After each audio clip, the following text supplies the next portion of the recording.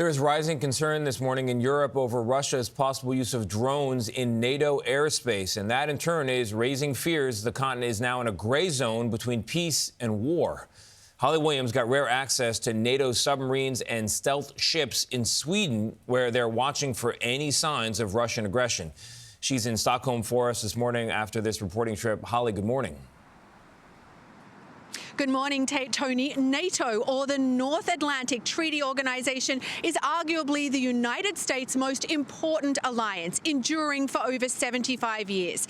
Here in Sweden, we've witnessed that alliance in action in waters contested by Russia. An enemy submarine prepares for a covert mission in the Baltic Sea.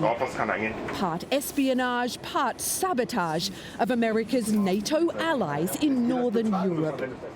This is just a military exercise, and this German submarine is role-playing the enemy, hunted by NATO forces across the Baltic Sea.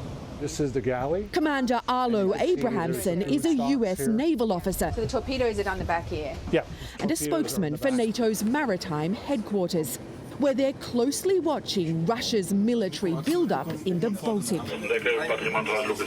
Potential threats of adversaries in this region are interconnected throughout the world. If this part of the world is drawn into a conflict, that'll have a negative impact on the United States. Right. Security is all interconnected. Several of America's NATO allies share their Baltic coastline with Russia.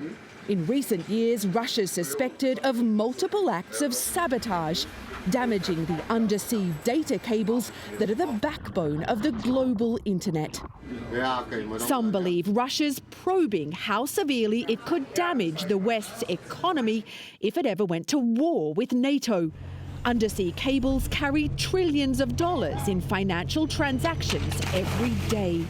The country leading these exercises is Sweden. We were given rare access to one of its stealth warships as it hunted for the enemy sub.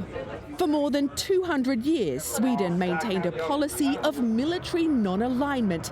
But last year it became NATO's newest member, following Russia's bloody invasion of Ukraine. So we face the Russians every day when it comes to... Paula Wallenberg is a Swedish flotilla commander who told us Russia's alleged acts of sabotage are a kind of hybrid warfare. We're not at peace, but not at war. We're somewhere in between.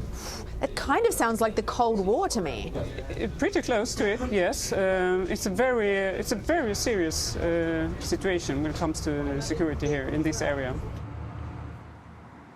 In fact, the Kremlin says that Russia is already at war with NATO because of its support for Ukraine. America's NATO allies here on the Baltic Sea are boosting their military spending and beefing up their defences. Nate. Holly Williams in Sweden, thank you.